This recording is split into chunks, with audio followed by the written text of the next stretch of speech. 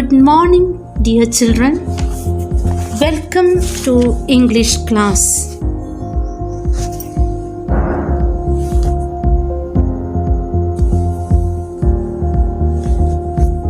Let us pray. Dear God, I bring the lives of my children before your presence. They are precious and valuable. I ask you to bless them. Keep them in good health and love. Amen. Dear children, today let us learn a new poem, Beauty, written by John Masefield. What is beauty? Look at this picture. There is a mother and child.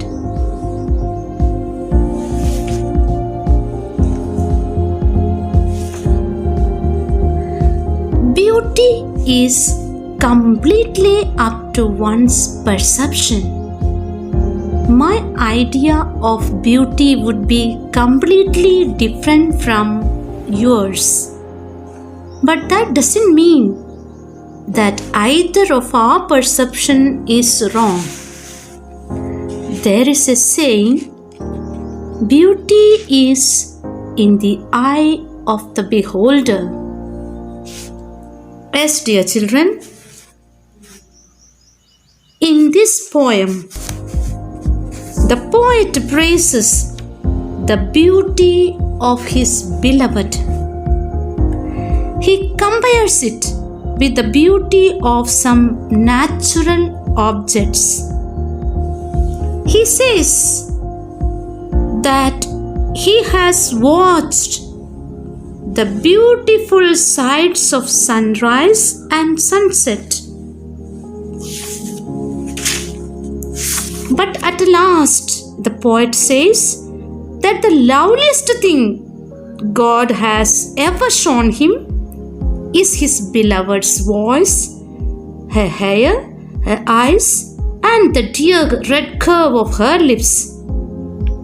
The poet means to say that God has not created anything so beautiful as his beloved. Now let us come to the stanza of the poem, dear children. I have seen dawn and sunset on moors and windy hills. Here the poet says he has watched the beautiful sights of dawn and sunset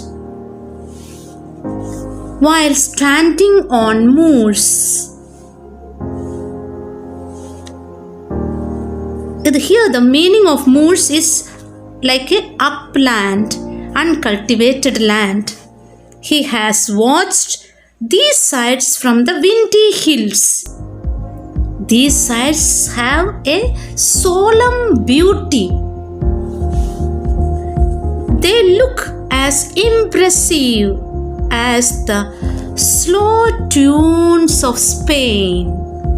Here he has made the comparison, simile, that is, this beauty is like slow tunes of Spain, like music, beautiful music. It is beautiful. The poet also has seen how April brings with it beautiful daffodils. Here in the second lines we have, I have seen the Lady April bringing in the daffodils. Here the lines, the poet has used the literary device of personification. The month of April is personified like a human being, Lady April. The poet has also seen how April brings with it beautiful daffodils. He has seen the lovely grass that begins to spring up in this month.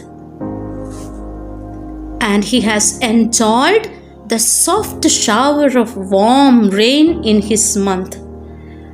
The poet says that he has watched all these things of beauty. So we have the lines, bringing the springing grass and the soft warm April rain. I have heard the song of the blossoms and the old chant of the sea. Hear the springing grass. Again, the poet continues. The poet says that he has often heard the song of the blossoms. He has heard the song of sea waves and seen strange lands from under the arched white sails of ships. While on the sea, he often stood under the arched white sails of ships. Here you can see the ship, that white sails of the ships, you can see white colored thing.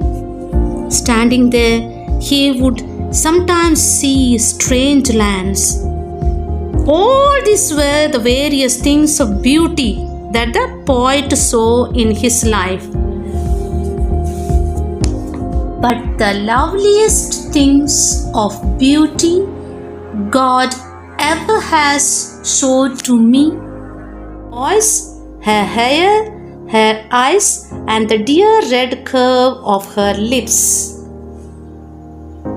So here, the poet says, the loveliest thing of beauty that God has ever shown to him is his beloved.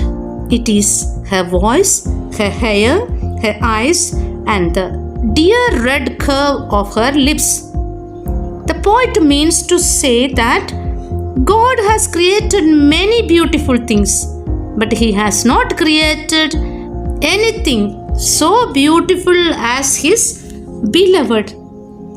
He says that she is God's most beautiful creation in the world.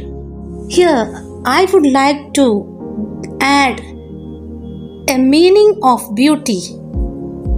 I believe that true beauty is being happy and helpful, being confident and outgoing, being non-judgmental and open to ideas. So dear children, hope you understood this poem. Thank you.